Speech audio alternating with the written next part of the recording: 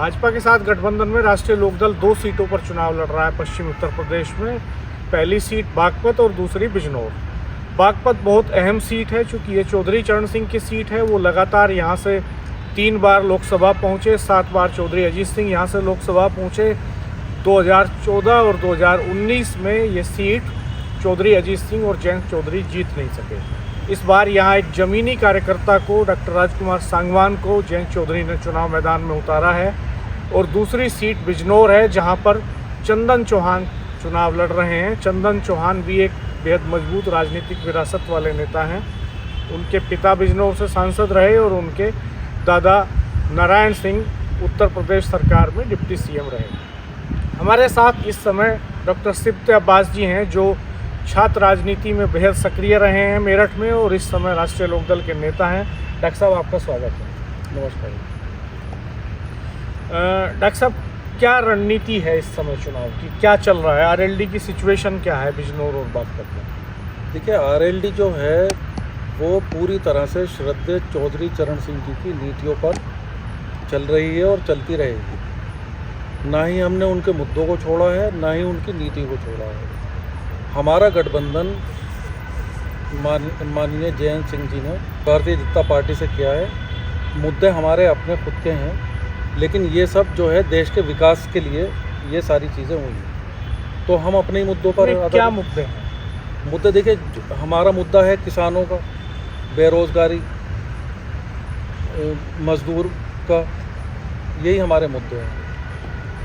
पहले आप समाजवादी पार्टी के साथ गठबंधन में थे, अब बीजेपी के साथ गठबंधन में हैं। ये कहा जा रहा है कि इससे मुस्लिम मतदाता असहज हैं, क्या ऐसा है?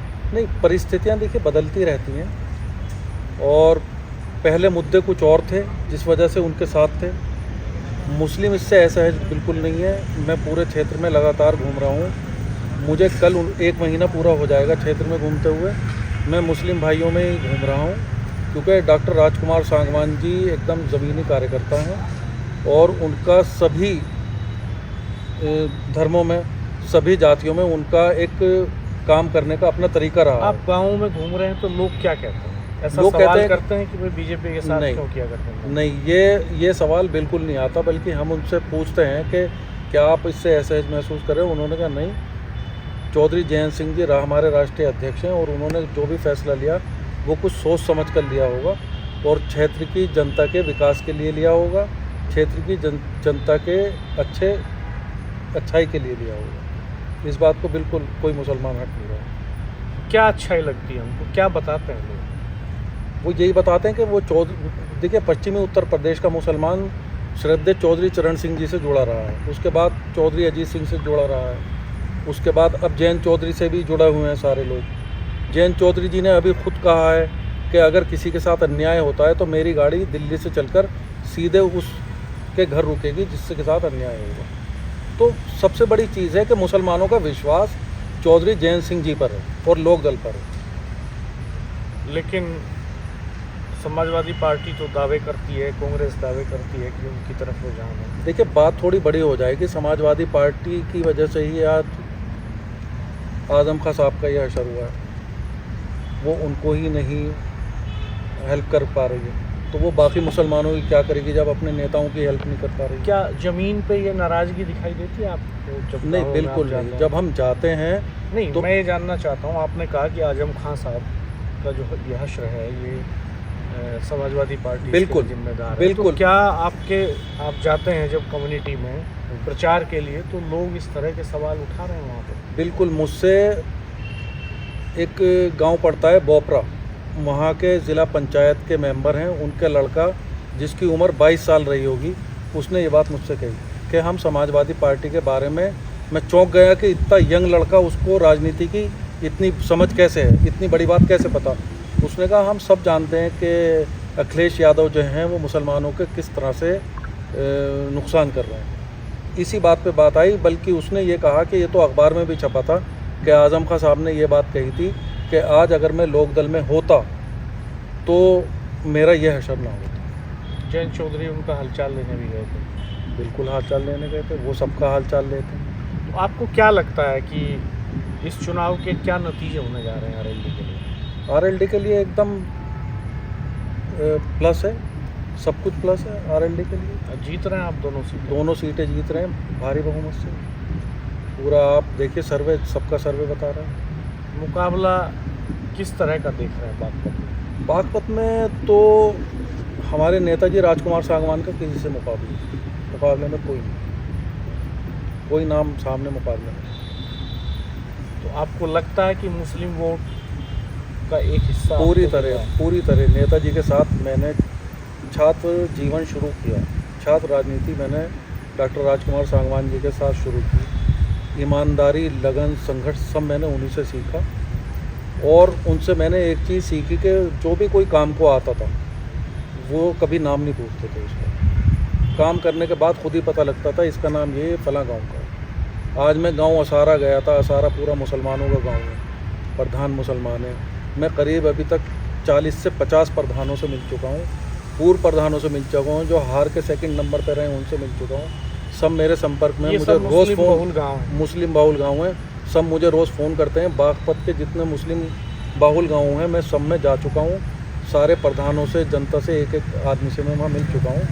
सब लोग डॉक्टर राजकुमार सांगवान जी का समर्थन कर रहे हैं, क्योंकि डॉक्टर राजकुमार सांगवान जी ने कभी कोई भेदभाव ही नहीं रखा। क्यों मिल रहा है सांगवान जी को मुस्लिम वोट, क्या वजह है? उनकी वजह एक तो देखिए ज़मीनी स्तर के नेता रहे। मुझे डॉक्टर राजकुमार सांगवान जी को अपने राजनीति जीवन 44 साल हो गए और मुझे डॉक्टर राजकुमार सांगवान जी के साथ पूरे 34 साल हो गए। मैंने डॉक्टर राजकुमार सांगवान जी के साथ श्रद्धेय चौधरी अजीत सिंह जी के 6 चुनाव लड़ाए और वो 6 चुनाव पूरे के पूरे इसी तरह से लड़ाए जैसे आज मैं राजकुमार सांगवान का चुनाव लड़ा रहा हूँ। राजकुमार सांगवान बिल्कुल इसी तरह चौधरी अजीत सिंह जी के चुनाव लड़ाते थे।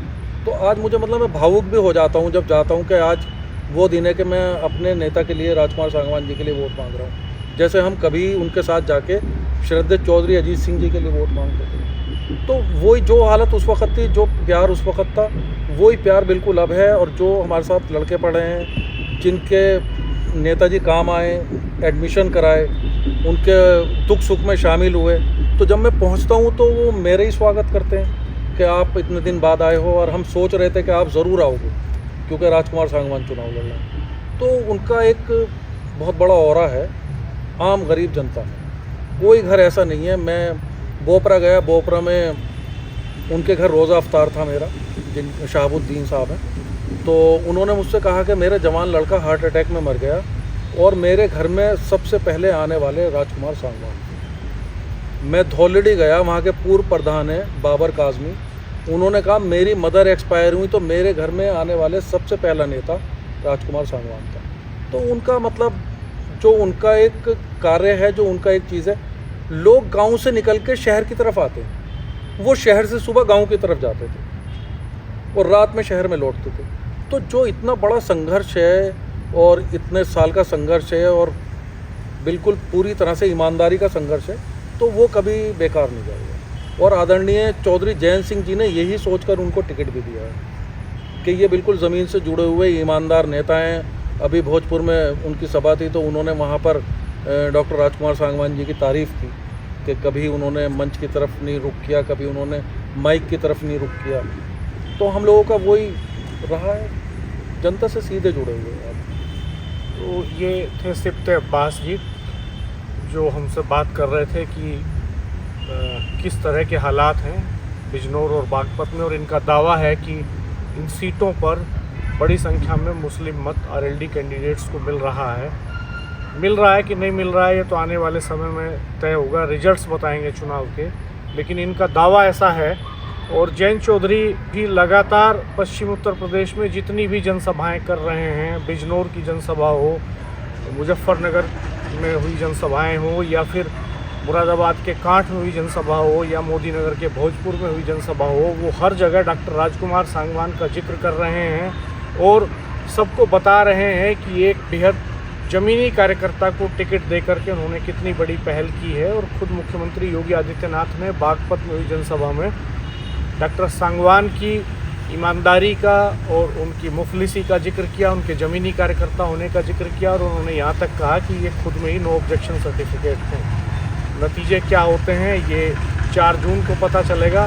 फ़िलहाल इस पूरे इलाके में सियासत बहुत गर्म है दावे प्रतिदावे तेज हैं। बने रहिए हमारे चैनल पर, सब्सक्राइब कीजिएगा, बेल आइकन प्रेस कर दीजिएगा ताकि आपको ऐसे ही और वीडियो देखने को मिल सके। धन्यवाद, नमस्कार।